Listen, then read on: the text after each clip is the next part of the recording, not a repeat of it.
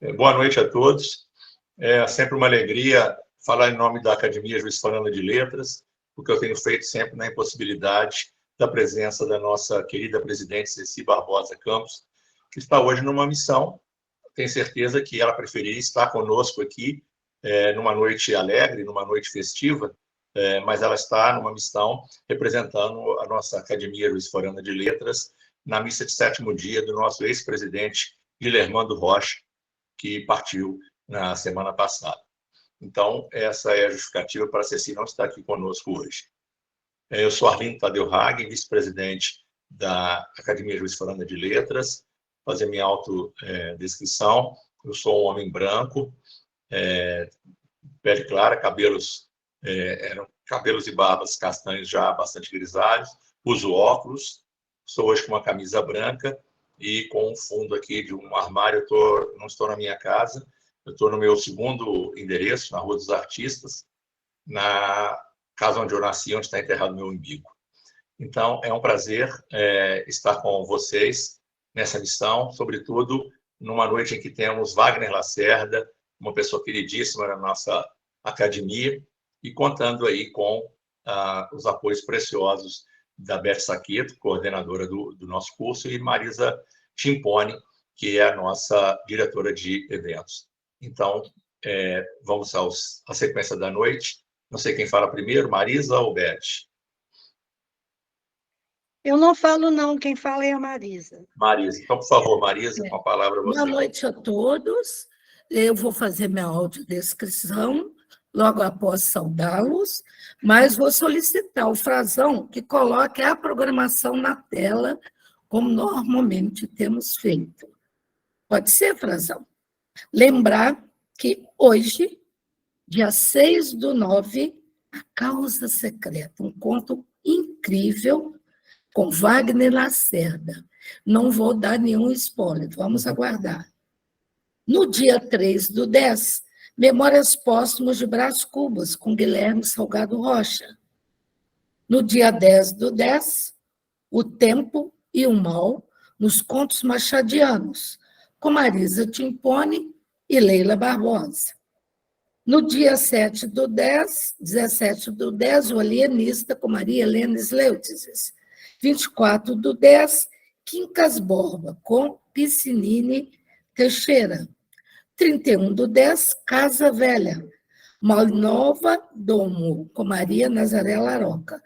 E terminando o nosso curso, O Espelho, esboço de uma nova teoria da alma, com a nossa grande conhecedora de Machado de Assis, Beth Saqueto. Essa noite, temos o prazer de falar do querido Wagner Lacerda. Wagner Lacerda é acadêmico da Academia Juiz Fernando de Letras. Ele foi graduado em Letras pela Universidade Federal de Juiz de Fora. É mestre em Estudos Literários pela mesma instituição, com dissertação defendida sobre a obra do escritor português José Saramago. Professor de diversas instituições há quase 20 anos, inclusive da própria UFJF. É palestrante há 8 anos, com trabalhos realizados em diversas cidades de Minas Gerais e Rio de Janeiro. Então, esses currículos tão grandes. Professor, então, como eu já disse, de muitas instituições. Ele é escritor e acabou de publicar o livro Grande Evento, em 2022, e que lançou recentemente na Bienal, para nossa alegria. Ele também tem vários contos, antologias, coletâneas, membro da JL, da Liga dos Escritores do Juiz de Fora, e de resto não está aparecendo aqui onde que eu salvei na minha tela. E eu vou acrescentar sobre ele que Wagner Lacerda é um expertise em cinema. Tem feito um trabalho belíssimo sobre o cinema, com as reuniões nas quintas-feiras, né? No Experimental Bar. O próximo será Scorsese. E depois teremos Galber Rocha, assim sucessivamente. Também um ponto importante do Wagner Lacerda é que ele é um professor. E professor, quando fala, fala com maestria. Então, Wagner, é com você. Não se antes dizer que eu sou essa pessoa que está aqui. Clara, cabelo curtinho, óculos grandes. Ao fundo, um quadro da Neide Perniza, de um lado, do outro lado, um quadro do Diná Rocha. Eu estou também na minha segunda moradia. Eu estou na cidade. E quero dizer a vocês que uso não um brinco, e sim um microfone de ouvido, que meu brinco é tão pequeno que não é visto. E quero saudar a todos aqui presentes, dizendo que é sempre um prazer enorme ver gente que há muito não vinha. Por exemplo, a Renata Dalbó, que eu estou conhecendo aqui na tela. Tá? Seja bem-vindo. Com vocês, então, agora, Wagner Lacerda. Vou fechar meu microfone e vou entrar no chat quando necessário for. Tá? Com você, Wagner. Bom, gente, boa noite a todos, boa noite a todas. É uma satisfação, uma honra, uma alegria falar com vocês sobre esse conto. Tem umas outras coisas, tem um monte de ideias aqui. Sempre tomar cuidado com o tempo, né? Igual a Marisa falou, nós professores a gente empolga, né? Aí você está falando com pessoas legais, que gostam, você fala, opa, né? Aí você fala, boa noite, já passou 2 horas. Então tem que tomar um cuidado danado com isso. Né? Eu vou compartilhar com vocês o conto, né, na tela. Eu quero mostrar algumas coisas. Eu achei desnecessário recortar pedaços, porque não é um conto grande e eu quero mostrar muita coisa. E, ao mesmo tempo, também vou colocar o chat aqui e eu vou administrando, olhando aqui. Eu dei aula direto, né, durante o auge da pandemia no online, então a gente ficou meio treinado, né? Fica um olho igual camaleão, né? Tá olhando um para cá, um para lá, a gente vai tentando. Então, só um segundinho, tá, gente? É coisa rápida. Eu vou compartilhar aqui. Eu coloquei bem grande a letra para nós todos podermos enxergar. Vamos ver como ficou. Vou testar aqui, tá? Está compartilhando. Aí, acho que está bem tranquilo. Né? Se eu colocar maior que isso, vai ficar saindo da tela. Aí fica um saco, fica sambando. Né?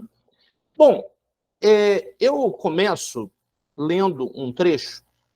Em 1925, uma revista de Belo Horizonte, tá? Chamada A Revista, o nome não é muito criativo, um certo sujeito disse o seguinte, num artigo chamado Sobre a Tradição em Literatura. O que chamamos de tradição propriamente não existe. O que vem a ser uma tradição literária? Talvez um mosaico fantasista e caprichoso, com o que o tempo se divertiu em transformar uma sucessão de obras e autores que constituem uma literatura. Aí mais para frente, esse sujeito diz assim, que cada um de nós faça o íntimo e ignorado sacrifício de suas predileções e queime os seus ídolos. Quando perceber que esses ídolos e essas predileções são um entrave à obra de renovação da cultura geral. Eu amo um escritor patrício do século XIX, pela magia do seu estilo e pela genuína aristocracia do seu pensamento. Mas se considerar que esse escritor é um desvio na orientação que deve seguir a mentalidade de meu país, para a qual um bom estilo é o mais vicioso dos dons, e a aristocracia um refinamento impossível e indesejável, o que eu devo fazer? A resposta é clara. Eu devo repudiá-lo. Chamemos este escritor pelo seu nome. É o grande Machado de Assis. Que horror, né? Que estranha forma de começar, né? E se eu te contar que quem escreveu esse artigo foi um jovem de 22 anos de idade, estudante de farmácia, na época, chamado Carlos Drummond de Andrade. Né? Drummond escreve esse artigo dizendo que nós devemos repudiar Machado de Assis, porque Machado de Assis é um entrave ao avanço geral da literatura, da cultura no Brasil. Será que ele está certo? Será que ele concordou sempre? Vamos pensar um pouquinho. No final, a gente vai ter uma resposta sobre isso. Né? Esse conto que nós vamos ler, né? Sobre o qual nós vamos... Boa noite, Arnaldo. é um conto que foi publicado primeiro em jornal, tá? Na famosa Gazeta de Notícias, né? Ele é de 1884. Eu fiz uma colinha aqui para não esquecer da data. Ele é de 1885. E depois ele foi publicado em livro em 1996, no Várias Histórias. Bom, nesse mesmo livro tem um outro conto que vai ser importante para a nossa história, chamado A Cartomante. Já vocês vão entender por quê. Bom, o nosso conto, chamado A Causa Secreta, ele começa de uma forma magistral. Ele tem um trechinho dizendo assim: Garcia, em pé, mirava e estalava as unhas. Fortunato, na cadeira de balanço, olhava para o teto. Maria Luísa, perto da janela, concluía um trabalho de agulha. Havia já 5 minutos que nenhum deles dizia nada.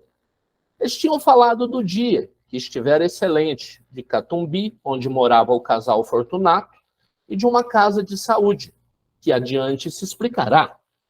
Como os 3 personagens aqui presentes estão agora mortos e enterrados, tempo é de contar a história sem rebuço, sem rodeio, né? Isso é uma estratégia bastante utilizada pelo Machado em vários recursos, né? Em vários contos, em vários romances. Você tem aqui, por exemplo, um trechinho inicial, primeira linha, né? Primeiro período do Alienista, que começa assim: as crônicas da vila de Itaguaí dizem que em tempos remotos vivera ali um certo médico, o doutor Simão Bacamarte. Ou seja, volta e meia, a gente se defronta com esse recurso. Em Quincas Borba, né? Nós vamos descobrir como é que o Rubião ficou rico. Em Dom Casmurro, né? Quando o doutor Bento Santiago, né, vai se lembrar de quando era Bentinho e vai contar para a gente uma historinha muito singela, né? Esse recurso, para a gente, ele é muito importante por vários motivos. Porque ele traz para a gente uma história com a qual nós estamos nos defrontando e tendo algumas questões que vão aparecendo devagar e nós mesmos não temos certeza absoluta sobre determinadas coisas. Vou falar de uma forma mais simples. Volta e meia, os bancos escolares continuam discutindo se a Capitu traiu ou não, né? Quando isso, na verdade, é uma bobagem sem tamanho. Na verdade, a gente só tem uma versão de uma pessoa contando uma história e que diz claramente durante o livro todo: meu livro é cheio de lacunas. Se você quiser preencher a minha como eu preencho a dos outros, fique à vontade. Então, nós temos uma história que vai sendo desenrolada, como se a gente tivesse um novelo, e esse fio vai se desenrolando devagar. E a grande maestria desse conto é como ele, em um espaço muito pequeno, ele vai chegar a um clímax, vou dar um pequeno spoiler, a um clímax assustador, né, num curto espaço de tempo, com 3 ou 4 personagens, digamos assim, porque vai ter um coadjuvante importante. Bom, preste atenção, uma coisa que é muito legal, olha o recurso que o Machado usa. Garcia mirava e estalava as unhas, pretérito imperfeito, né? Tinha uma ação acontecendo, mas ela foi interrompida dentro de uma linha de continuidade, né? Não é assim, Garcia em pé mirou e estalou, não.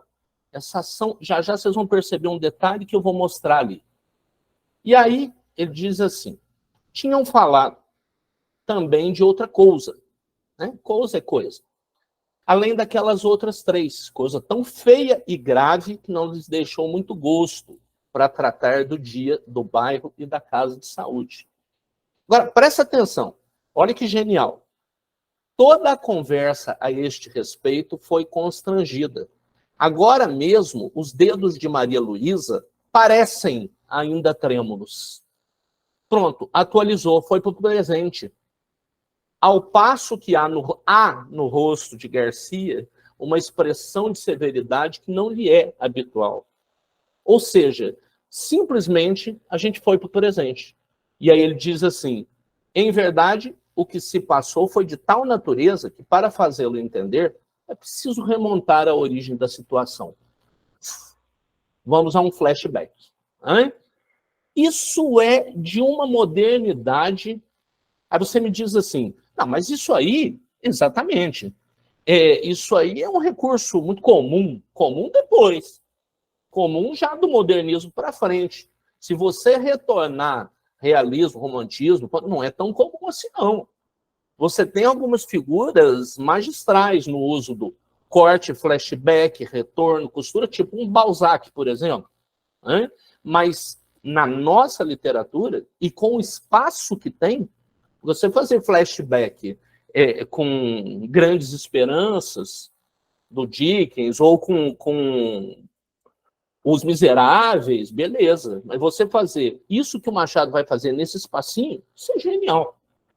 E aí, ele começa a explicar quem são os nossos personagens. E aí, eu me permito contar para vocês rapidamente.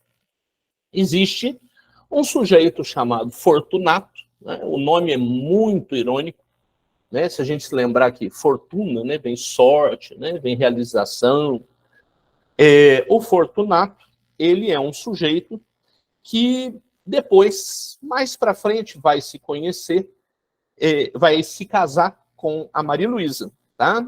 E ele remotamente entra na vida de um terceiro personagem chamado Garcia.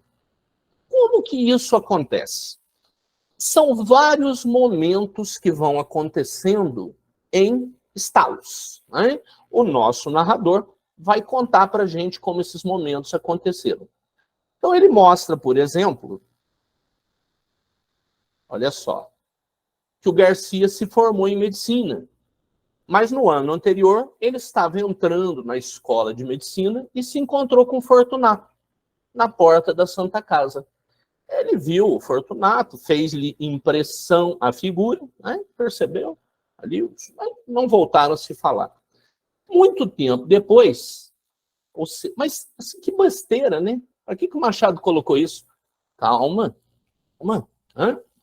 Muito tempo depois, o nosso querido Garcia está num teatro, no Teatro de São Januário.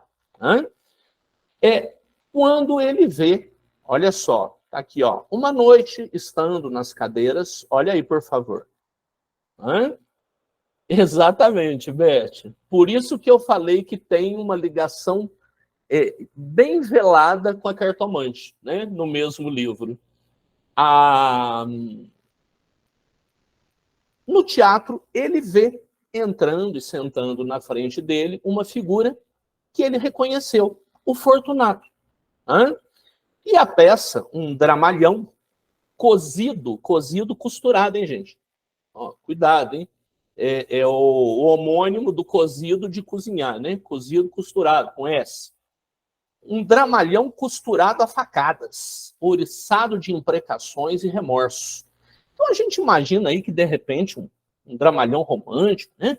Alguma coisa bem adequada ali ao espírito da época, né? Mas o Fortunato prestava muito atenção. Nos lances dolorosos, a atenção dele redobrava. Os olhos iam avidamente de um personagem a outro, a tal ponto que o estudante suspeitou, haver na peça reminiscências pessoais do vizinho. Né? O nosso querido Garcia falou, gente, mas nossa, como é que ele presta atenção, né? Ele deve ter alguma relação dele aí com a vida, né? Porque não é possível, ele está numa atenção total. Bom, ali depois de um certo momento, o Fortunato sai, né? O Garcia vai atrás dele, tal, seguindo ele, vendo onde ele vai, o que ele vai fazer, e ele percebe que pelo caminho o Fortunato vai dando bengalada nos cachorros, né? Nos cães que estão pelo caminho. E não é uma bengaladinha, não. Olha aqui, ó. O cão ficava ganindo, olha aqui, ó.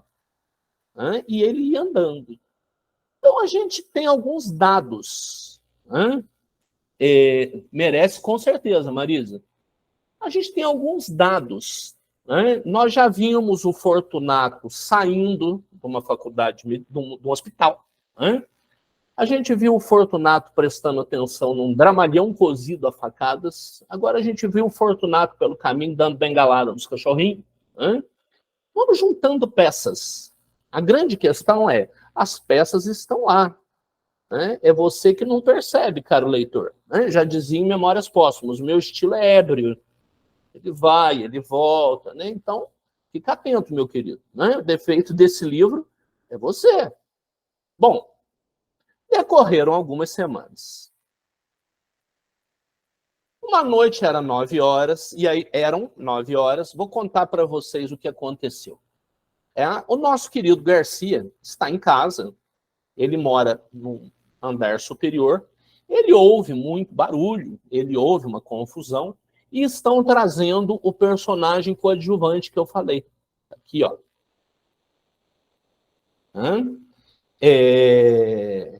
Sabendo que olha só, Garcia olhou, olha o parágrafo aqui, ó.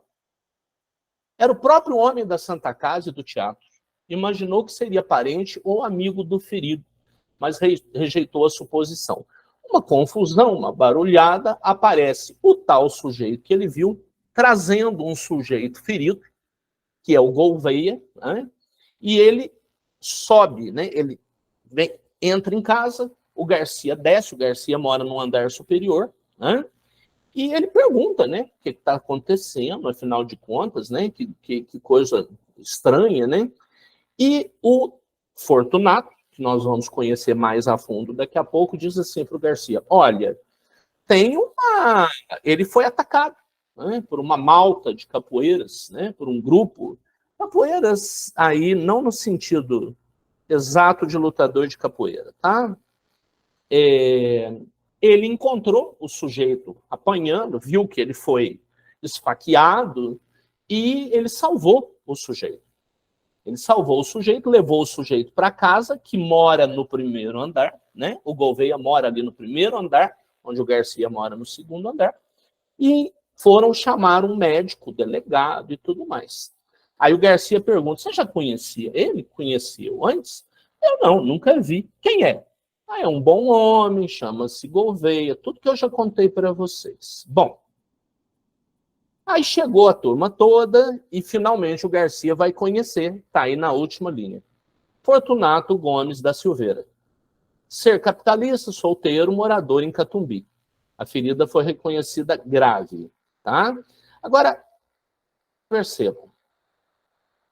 Vou mostrar para vocês aqui um detalhe. Presta atenção nesse trechinho. Quando o médico chegou e foi ajudar o ferido, olha só, Fortunato serviu de criado. Leiam a partir daqui onde eu coloquei o azulzinho. Segurando a bacia, a vela, os panos, sem perturbar nada, olhando friamente para o ferido que gemia muito. Vou repetir.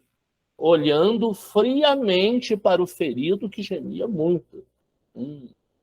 No fim, entendeu-se particularmente com o médico, tal. Aí, o médico e o delegado saíram. Garcia estava atônito. Olhou para ele. Viu sentar tranquilamente, tirar as pernas, meter as mãos nas algibeiras das calças e fitar os olhos no ferido. Presta atenção. Os olhos eram claros, cor de chumbo. Moviam-se devagar e tinham uma expressão dura, seca e fria. Meu amigo, minha amiga, se você não entendeu que essa frase aqui tem alguma coisa de muito estranho, você está com dificuldade para ler Machado. Os olhos eram claros, cor de chumbo, moviam-se devagar e tinham uma expressão dura, seca e fria. Cara magra e pálida, uma tira estreita de barba por baixo do queixo, e de uma têmpora a outra curta, ruiva e rara. Teria 40 anos. De quando em quando voltava-se para o estudante e perguntava alguma coisa acerca do ferido. Olha, esse tal desse Fortunato é estranho para danar. Não é possível que passe batida essa descrição. Não faz o menor sentido. Bom, aí vamos continuando. Aí o Fortunato saiu, vocês estão vendo aqui, né? Voltou sempre, né, para ajudar no tratamento, cuidar do ferido, aquela coisa toda, né? E foi embora depois de um tempo, tal. E o doente, o Gouveia, né, perguntou o endereço do Fortunato para o Garcia, falou, ó, eu vou lá agradecer a esmola que me fez logo que eu possa sair, disse o convalescente, né? Quem foi esse cara que me ajudou? Né? E o Gouveia vai até a casa do Fortunato. Olha esse trechinho aqui, ó. Eu tô sempre marcando o comecinho, com azulzinho. Gouveia, defronte dele, sentado e calado, alisava o chapéu com os dedos, levantando os olhos de quando em quando, sem achar mais nada que dizer. Completamente sem graça, né? No fim de 10 minutos, pediu licença para sair, e saiu. Aí o Fortunato diz assim, cuidado com os capoeiras, disse-lhe o dono da casa, rindo-se. Ele rindo. Né? Ele ironiza, toma cuidado, vai apanhar de novo, hein? Vai tomar facada de novo.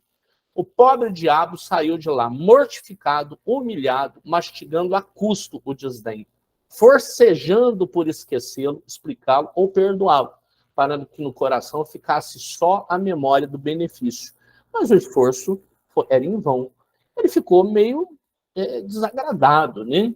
Aí ele vem, conta, né, pro Garcia, né? E o Garcia ficou estranho, né? O Garcia achou uma coisa, poxa, né?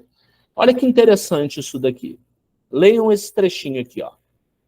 Esse moço, o Garcia, possuía em germen a faculdade de decifrar os homens, de decompor os caracteres. Olha, isso é a faculdade básica do personagem realista, né? Vamos nos lembrar do Essa de Queiroz, né? Numa conferência em 1871, as conferências do Cassino de Lisboa, ele diz, a nossa função é analisar o caráter humano, é dissecar a sociedade e descobrir cada coisinha que existe nela ali. Né? Ele diz, dissecar a sociedade. São os analistas. O Garcia é um analista. Né? Como é? Boa noite, Fernando. Como é, por exemplo, por vários motivos, tá? Como é o José Dias, em Dom Casmurro, e analisa tudo para saber onde que encosta. Né? Como é o pai da teoria do medalhão, o conto. Né?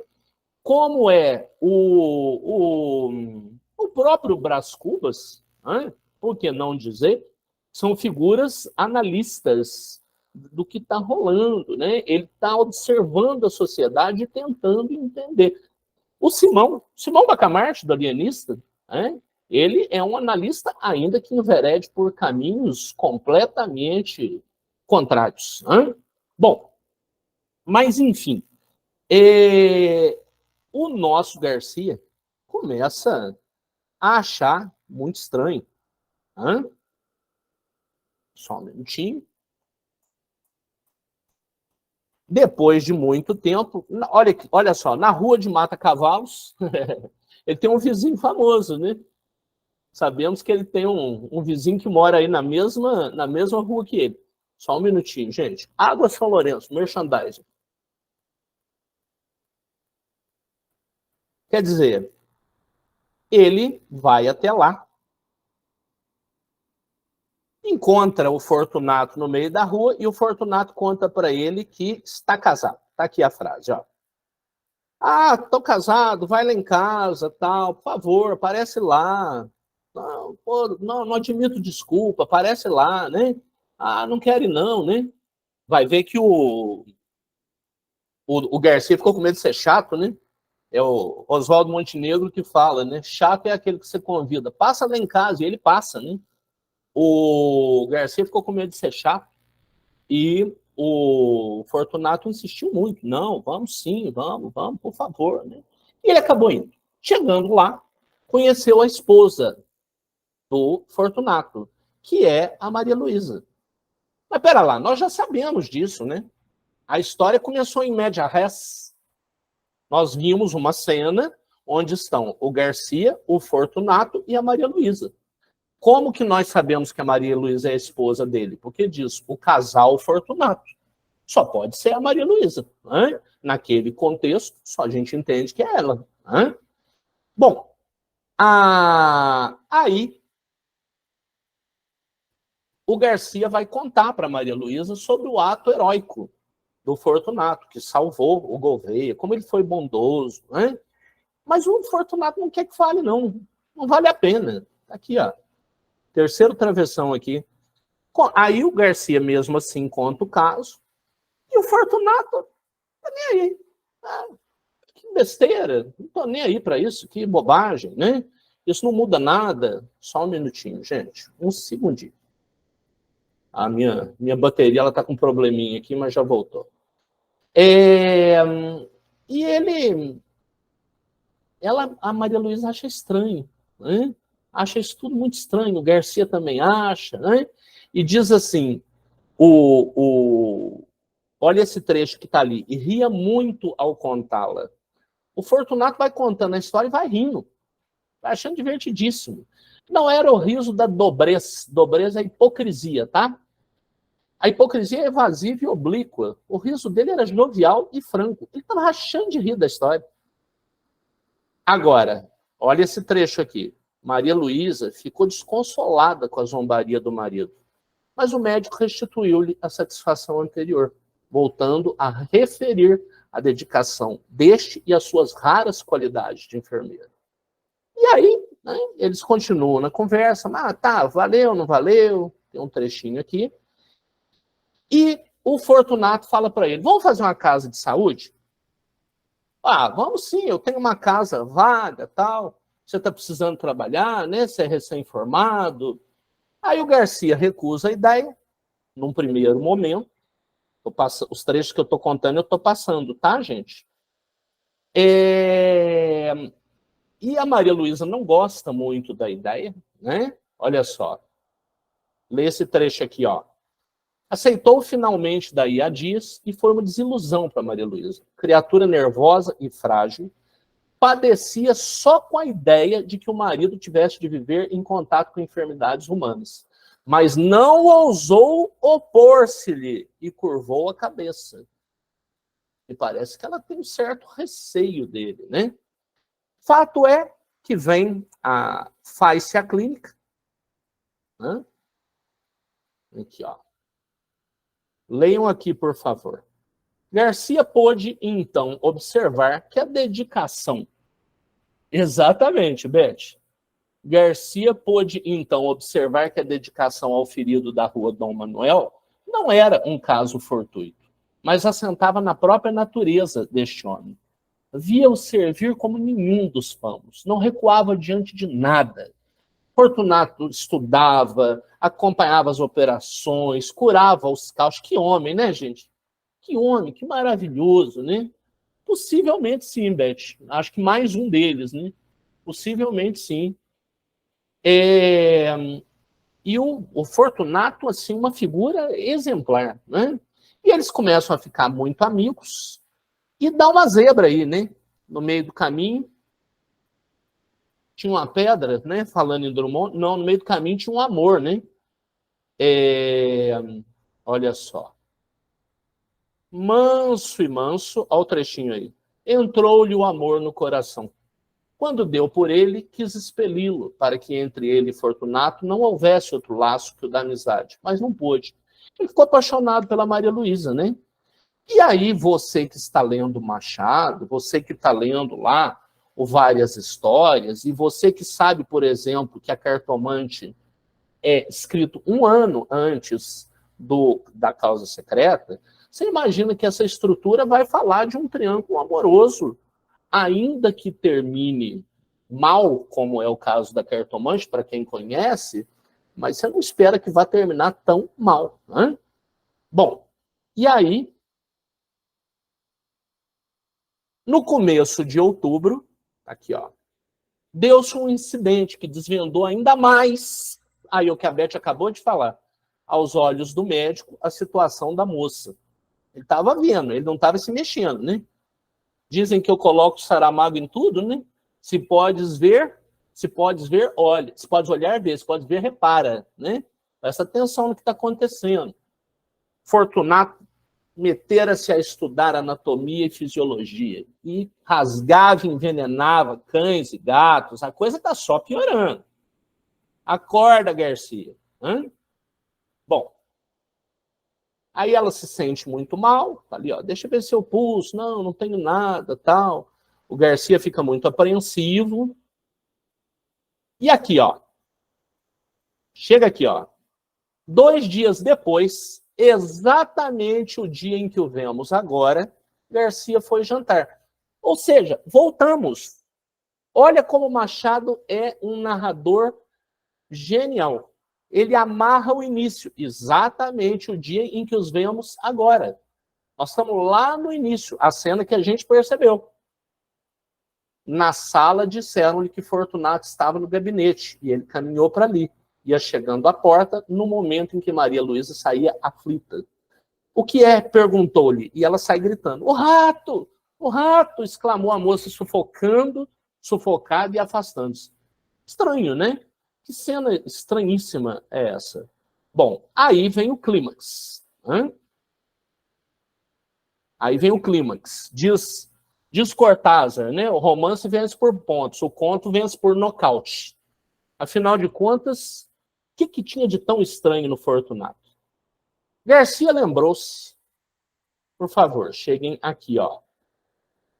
Garcia lembrou-se que na véspera ouvira ao Fortunato queixar-se de um rato que lhe levara um papel importante, mas estava longe de esperar o que viu. E o que ele viu? Viu Fortunato sentado à mesa que havia no centro do gabinete, e sobre a qual puseram um prato com espírito de vinho. O líquido flamejava. Entre o polegar e o índice da mão esquerda segurava um barbante, de cuja ponta pendia o rato atado pela cauda. Na direita tinha uma tesoura. No momento em que o Garcia entrou... Só um minutinho. No momento em que o Garcia entrou, Fortunato cortava ao rato uma das patas. Em seguida, desceu o infeliz até a chama, rápido para não matá-lo. E dispôs-se a fazer o mesmo, a terceira, pois ele havia lhe cortado a primeira. Garcia estacou horrorizado. Mate-o logo, disse-lhe. Esse trecho tem que ser lido, né? Já vai. E com um sorriso único, reflexo de alma satisfeita, alguma coisa que traduzia a delícia íntima das sensações supremas, Fortunato cortou a terceira pata ao rato e fez pela terceira vez o mesmo movimento até a chama. Ou seja, ele é um psicopata, ele é sádico, ele é um monstro, é uma alma doentia.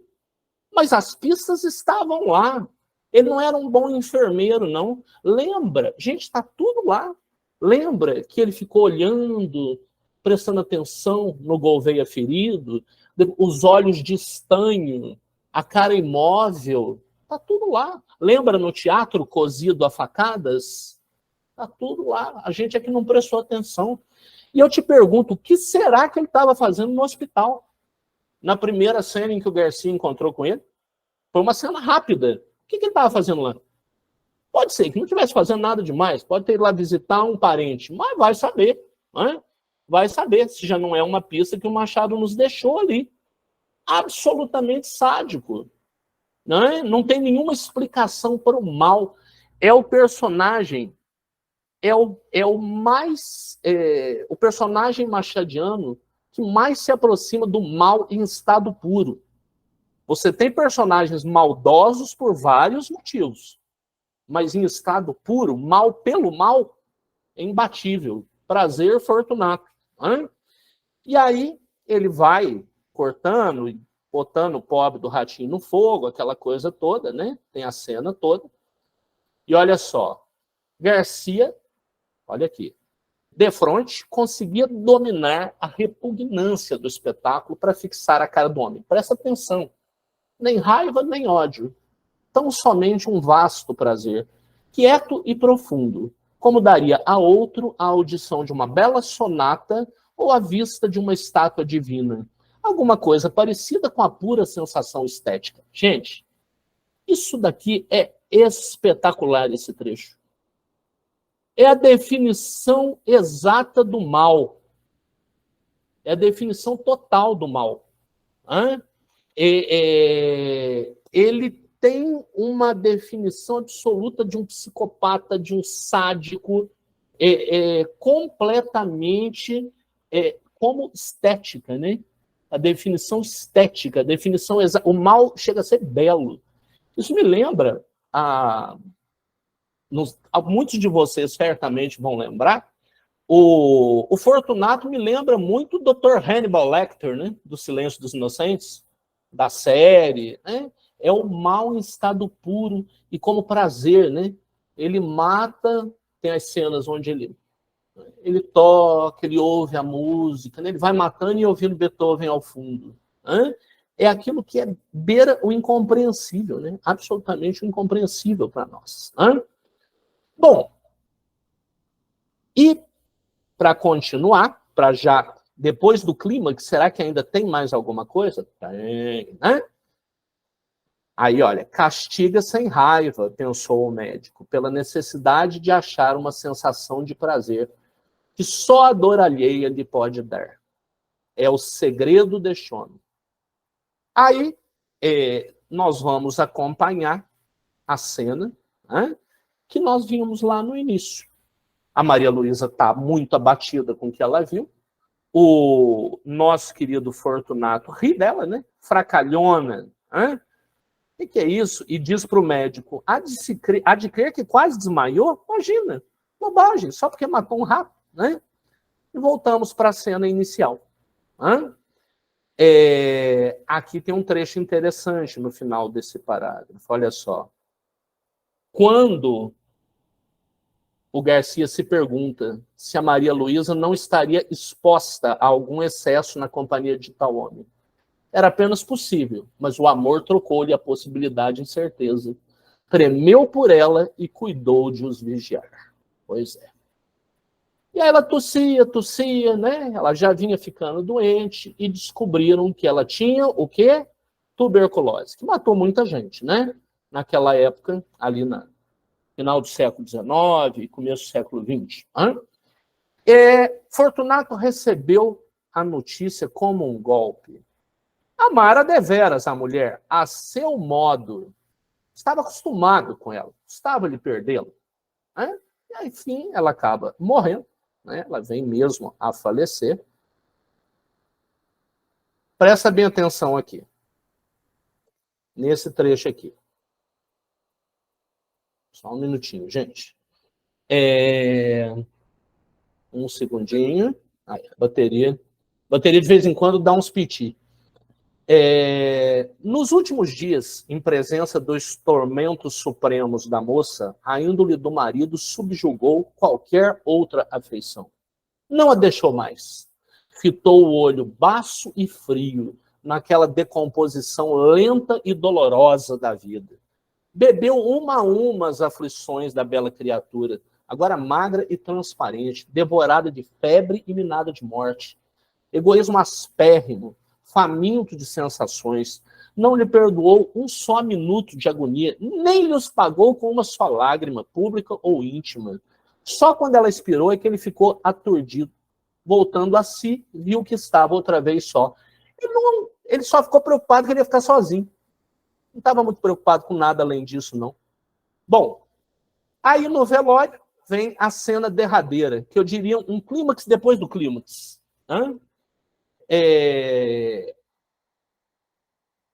Quando o Garcia chega perto do cadáver da Maria Luísa, aqui, ó, leiam comigo.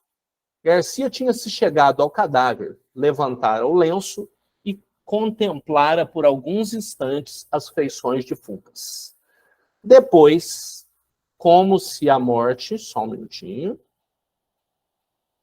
espiritualizasse tudo, inclinou-se e beijou-a na testa. Foi nesse momento que Fortunato chegou à porta. Estacou assombrado. Não podia ser o beijo da amizade. Podia ser o epílogo de um livro adúltero. Não tinha ciúmes. Note-se, a natureza compô-lo de maneira que não lhe deu ciúmes nem inveja. Claro, ele não tem sentimentos, mas dera-lhe vaidade, que não é menos cativa ao ressentimento. Ele ficou muito orgulhoso, muito feliz, muito vaidoso, né? Olha ali, como a minha mulher capturou esse trouxa, né? Como ele está ali apaixonado por ela, mas ela foi a minha mulher. Olhou assombrado, mordendo os beiços. Entretanto, Garcia inclinou-se ainda para beijar outra vez o cadáver, mas então não pôde mais. O beijo rebentou em soluços, e os olhos não puderam conter as lágrimas que vieram em borbotões. Lágrimas de amor calado e irremediável desespero. Fortunato, à porta onde ficara, saboreou, tranquilo, essa explosão de dor moral que foi longa, muito longa, deliciosamente longa. Você tem advérbio de intensidade, advérbio de modo, né? E uma sequência longa, muito longa, deliciosamente longa. Aquilo para ele foi um deleite, né? Agora ele tinha um prazer duplo, né?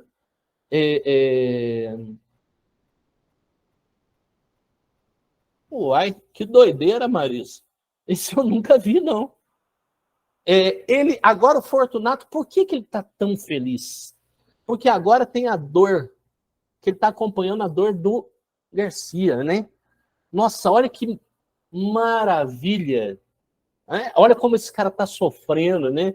Ele amava aquela mulher ali que era minha, né? Era minha, por isso que ele estava vaidoso. E agora ele está se deliciando com o sofrimento de todos eles ali. Isso é absolutamente maravilhoso para ele, absolutamente maravilhoso para o psicopata, né? E essa passagem mostra para a gente uma questão muito interessante. A causa secreta. Né? Gente, mas essa causa secreta, imediatamente a gente pensa assim, a causa secreta do Fortunato ser quem era, né? Ele era um psicopata, um sádico. Tá, mas será que é só isso? Hein? Será que também não tem a causa secreta de tanto apego do Garcia àquela casa? Hein? Aquele amor escondido? Hein? Nós temos aí um triângulo amoroso absolutamente sui generis até dentro da obra do Machado.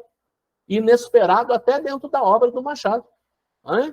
Que são três personagens extremamente interessantes.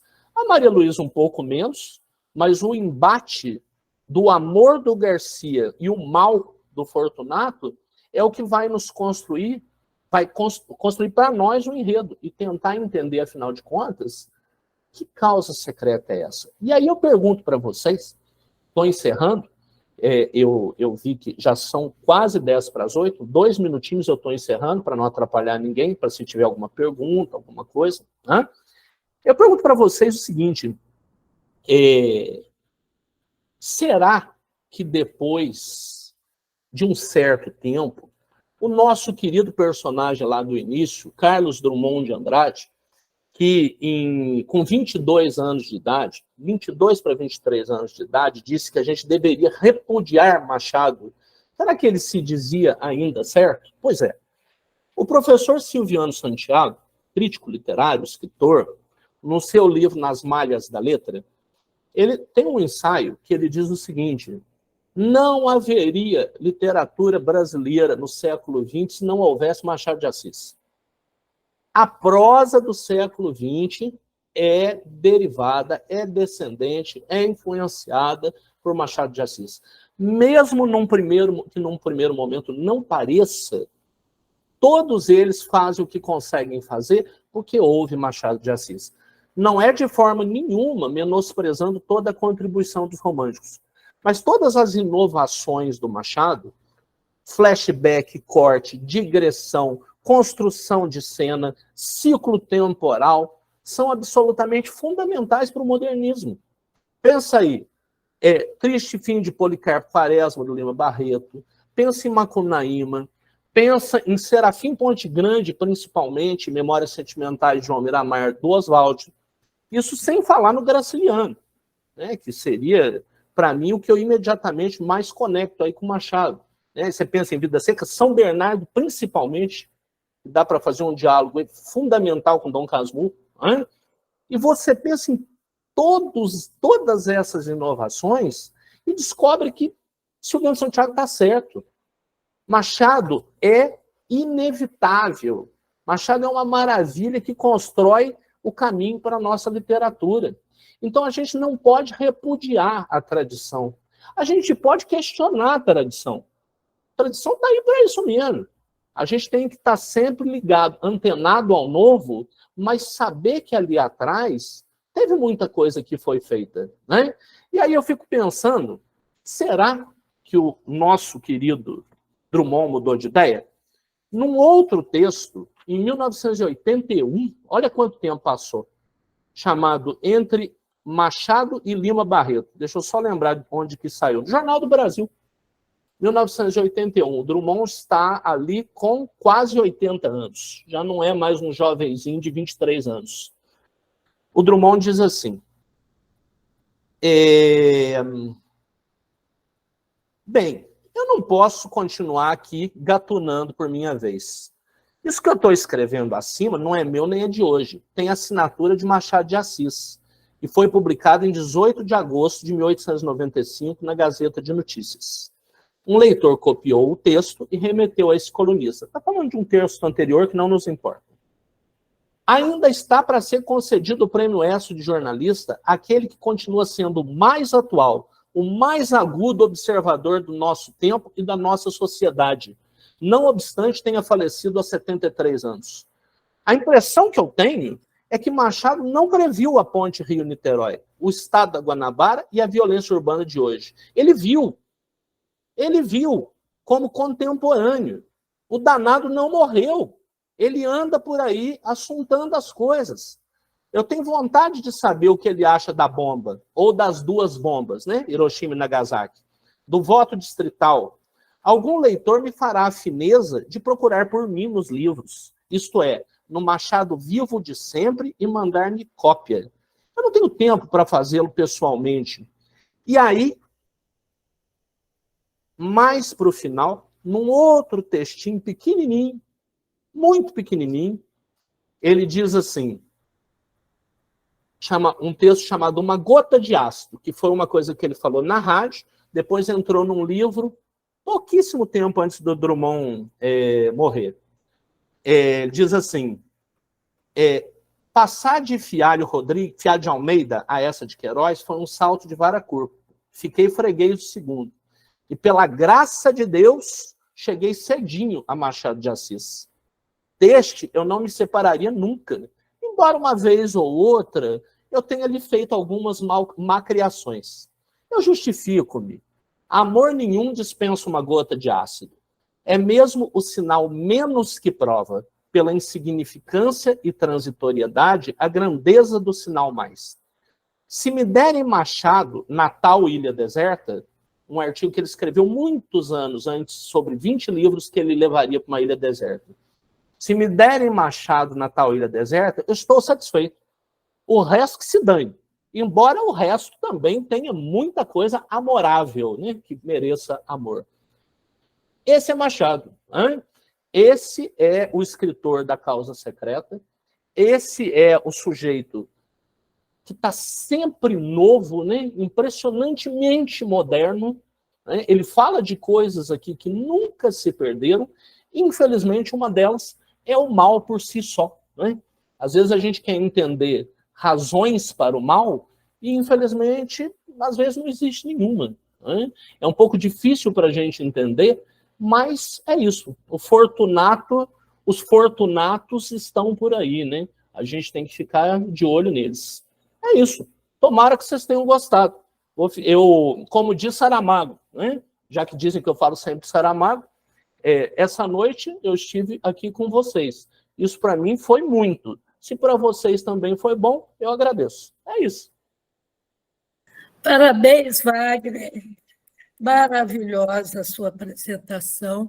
Um trabalho didático, nos mostrando o processo narrativo, inclusive, do Machado de Assis. E eu vou pedir a várias pessoas inscritas, quero agradecer a sua disponibilidade de mostrar toda a sua arte, mas a Valdeia levantou a mão, o Adalberto Melo também comentou, e a Nazaré. Valdeia de mão levantada, depois José Geraldo Heleno. Com você, Valdeia.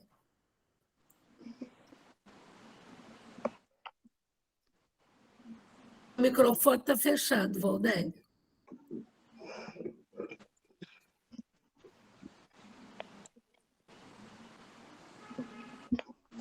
O microfone está fechado, Valdeia. Seu microfone está fechado.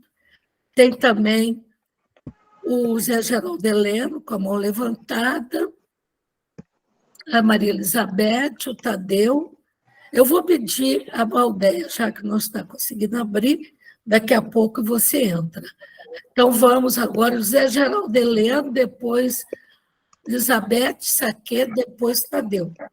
Gente, muito obrigado a todos aí no chat, tá? Eu estou lendo aqui. Muito obrigado, vocês são muito gentis. Muitos elogios, Wagner.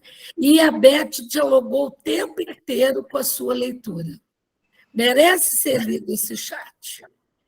Por favor. Boa noite. Eu gostei muito dessa apresentação do Wagner. Aliás, não é de surpreender, porque o Wagner é um estudioso. Quando ele fala com profundidade e fundamento. Eu queria só me desculpar que, como eu saí do computador e vim para o celular, eu não consegui achar onde é que tenho acesso ao chat aqui no celular. Então, não me pronunciei como se estivesse ausente, mas estava mais presente do que muitas vezes. Meus parabéns, viu, Wagner? E, naturalmente, renovo os parabéns também à coordenação, né? A Beth, a Marisa, e toda a diretoria da AJL, que está por trás também desse curso maravilhoso, que está contando com mais de 40 participantes. É um número grande, não é para qualquer evento, não. Mas é isso, parabéns. Muito obrigado, meu amigo, obrigado. Obrigada, Helena. Estiveram presentes aqui 46 pessoas. Tá? Gente, vê se está me ouvindo, Marisa. Sim.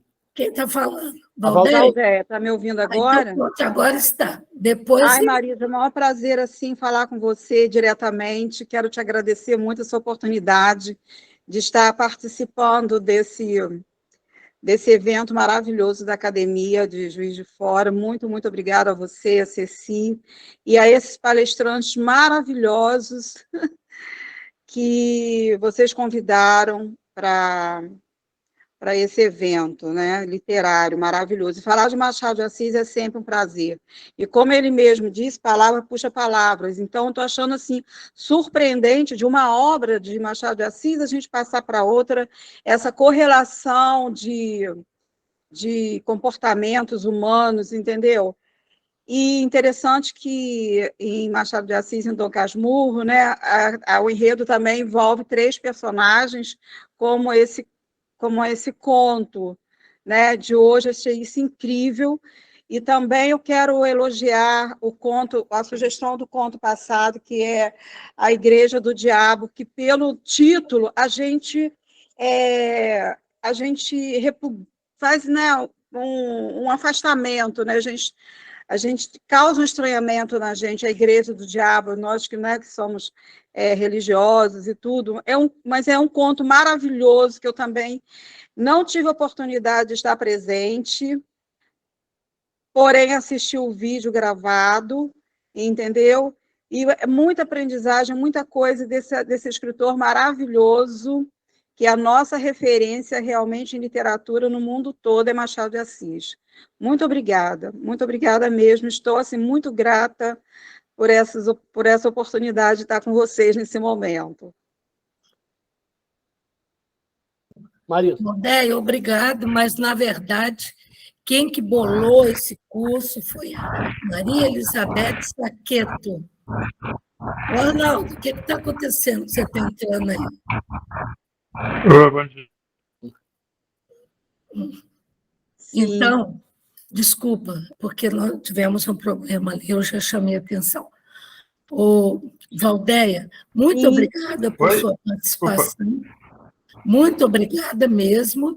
E a nossa Academia Jusforana de Letras tem nomes e mais nomes de pessoas estudiosas, como as que você já ouviu, convidado como foi o Luiz Almeida, e ainda vai ouvir. Nossa academia tem feito um sucesso com seus cursos. E, brilhantemente, nossa querida Beth Saqueto amarrou os textos como deveriam ser. Vocês vão ver que é um curso orobórico. Ela começa com os críticos e termina no espelho. Aguarde. Tá? Obrigada, Valdeia. Ô, Wagner, você quer falar alguma coisa? Não, só reforço os agradecimentos. Eu estou vendo o pessoal aqui falando. Falando mesmo. Legal. E assim, só aproveitar para eu não esquecer, na maioria dos momentos à noite eu não consigo estar presente, né?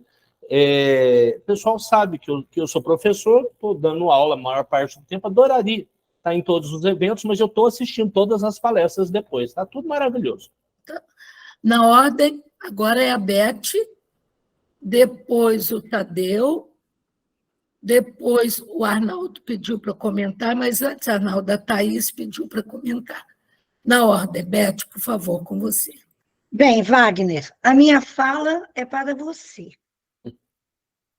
Eu costumo dizer que eu não me surpreendo com as pessoas da Academia Juiz de Fora de Letras, porque são todas muito competentes. Você, a Rosângela, nós já conhecemos, né, a trajetória de vocês dois juntos, né, em cursos, em palestras, e eu tinha certeza absoluta de que você, com o seu didatismo, com o seu grande conhecimento literário, nos brindaria com uma explanação demasiadamente significativa. E assim o foi. Mas você é terrível, Wagner. Você deixou em aberto a causa secreta, instigando todo mundo a pensar sobre ela. Qual é essa causa secreta? Porque, inclusive, há uma polêmica enorme em relação a essa causa secreta. O que seria ela? Seria o sadismo? Seria o mal? Seria isso? Seria aquilo? O que seria essa causa secreta? E você não nos respondeu. Você deixou em aberto. Você fez da obra uma obra em aberta, como são as obras do Machado. Exatamente. Inclusive, isso é uma característica que os modernistas vão usar, porque o Machado não fechava, ele deixava a obra aberta para que o leitor pudesse caminhar, porque a grande questão era essa. Né? A grande questão do Machado era essa, é cutucar, mexer, fazer refletir, né? Questionar, né? E mostrar um universo humano muito amplo. E você o fez assim. Parabéns, muito obrigada. Como coordenadora deste curso, eu estou muito, muito contente, muito orgulhosa, lisonjeada com a sua presença, com a sua explanação. Muito obrigada. Só um comentário, Beth. O Wagner tem também o olhar de quem está habituado a ler, discutir, analisar filmes. E ele sempre, eu não vou dar spoiler. Então, o que ele fez essa noite foi exatamente isso. Eu fui recentemente na palestra dele, junto com a Priscila Tevenetti, um evento que acontece às quintas-feiras, que eu falei no início da live de hoje, e eles fazem isso. Vão montando aquela expectativa, é maravilhoso. E o Wagner se pegou muito bem, Beth. Ele é terrível. Parabéns a ambos por essa complementação.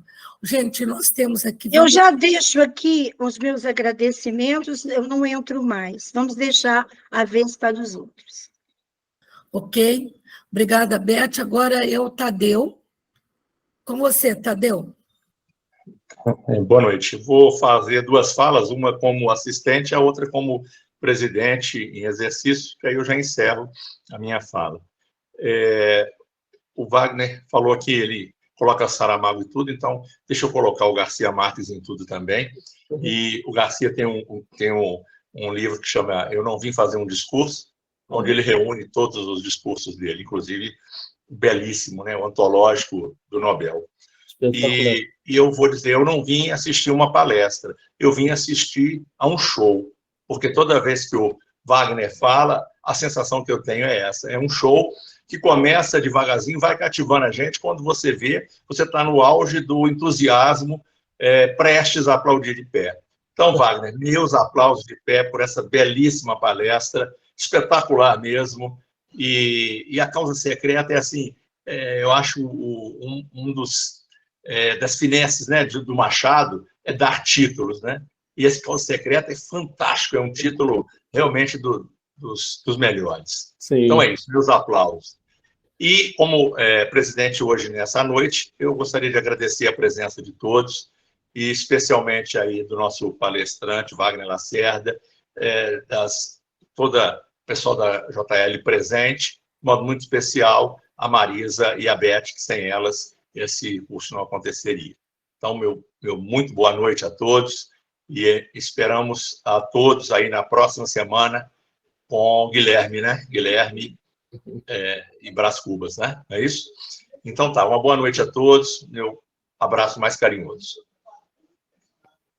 Muito obrigada, Tadeu. Temos outros inscritos. A Valdeida manteve a mão levantada, o Heleno manteve, eu tenho que saber se é. Não. O Guilherme Salgado levantou a mãozinha, a Thaís Rezende. Thaís aqui, que beleza, Thaís. E o Arnaldo também está com a mão levantada. Então, na ordem, Arnaldo.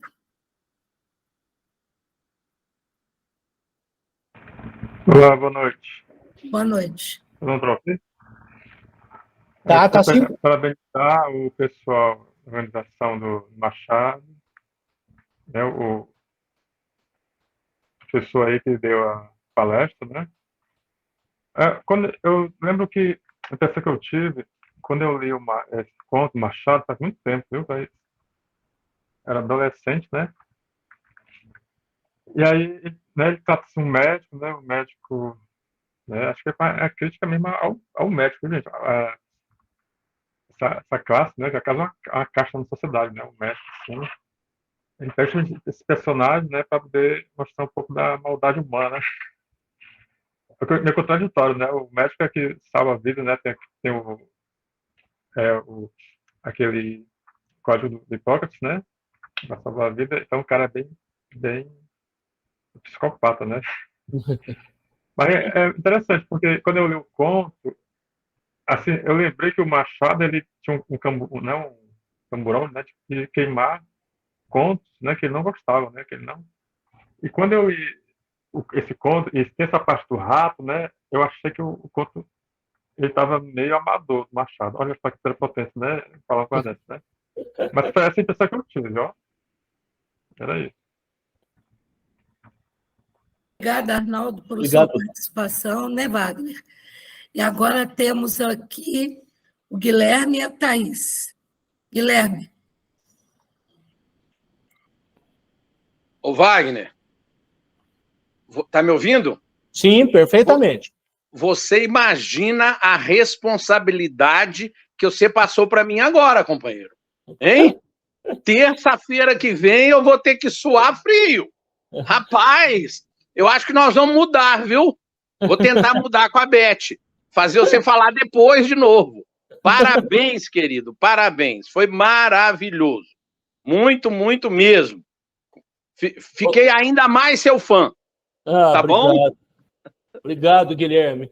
E essa responsabilidade você dá conta fácil, porque quando eu vi você falando de levantar do chão, eu adorei. Obrigado. Foi muito maravilhoso bom. mesmo. Eu tiro o chapéu e, assim, sem qualquer resquício de prepotência, igual a Beth falou. Eu falo assim, não vou me surpreender com nada que falar de Saramago. Mas eu fiquei muito satisfeito. A sua fala foi muito boa, muito simpática, muito completa. Então, tá entregue em mãos muito competentes. Muito obrigado, querido. Muito obrigado, tá bom? Estamos aguardando a semana que vem o Guilherme, né, Beto? Agora, Thaís Rezende, com você. Boa noite a todos. Estão me ouvindo? Perfeito, Thaís. Perfeitamente. Ótimo. Wagner, obrigada. Parabéns pela exposição de hoje. Hoje foi a segunda vez que eu acompanhei a leitura do conto, a primeira vez foi uma leitura bem instigante, que foi feita por um filósofo, o Vicente Tolenzano, e ele fez a análise do sadismo, né, no conto A Causa Secreta. E o tempo todo ele traz assim, um foco sempre para o personagem principal, né? E o que você trouxe hoje interessante foi justamente a gente também tirar um pouquinho o foco sobre ele, da gente observar, né, o que está de subliminar, a camuflagem social também nos outros personagens envolvidos. Isso eu achei bem interessante. A gente abrir e expandir um pouquinho aí a observação sobre os personagens do conto. Foi um toque a mais que você trouxe, muito importante. Que bom. Que bom, Thaís. É isso, né? E você vê a maestria do Machado. Com 10 páginas, a gente faz várias leituras, a gente costura, a gente vê corte cinematográfico antes da invenção do cinema, a gente vê técnica que vai ser explorada lá na frente, ele já estava fazendo. É um monstro, é um gênio, é um espetáculo. Obrigado. Quero agradecer a presença também da Thaís aqui, que faz parte do grupo do CIA, das amigas estudiosas de literatura, do qual hoje também faz parte, né, do grupo, e Thaís tem observações maravilhosas. Obrigada. Não desapareça, Thaís, esteja sempre aqui entre nós. Wagner, Obrigada. é por isso que eu amo Machado. É muito bom, por né? isso. É bom demais, é bom demais. Nossa, mãe. E é impressionante. Cada conto, cada crônica, você fala, como é que pode? Como é que esse homem conseguiu isso? O que eu faço depois dele? Cada vez que a gente lê, a gente descobre uma outra coisa. Sempre algo. E a gente relaciona com outros escritores, com outros contextos. É maravilhoso. E vou falar uma coisa para você, para todos. Os adolescentes, jovens, quando eles têm um entendimento da leitura, eles não têm hábito. Não é recriminar, não. Porque jovem tem que ler, mas ninguém lê. A mãe não lê, o pai não lê, o professor não lê, o diretor não lê, mas quer que o jovem leia. Quando senta para ler com eles e tal, é 100% de retorno garantido. Eles adoram tudo que o Machado lê, tudo que o Machado escreve. É impressionante, impressionante. Eles ficam, não, mas e aí? Aí eu, lógico, faço aqueles efeitos, né? Acabou, agora eu vou contar o resto só na próxima aula. Não, pelo amor de Deus e tal. É impressionante como ele provoca efeito. Impressionante. Muito bom ouvir esse relato de um professor, né, Beth? Quem é machadiano, assim, total, como nós temos aqui nesse grupo vários machadianos, e uma machadiana mor, é só ficar no estado de encantamento. Todos são machadianos, todos que estão aqui são machadianos. Somos. Olha, eu quero agradecer a todos.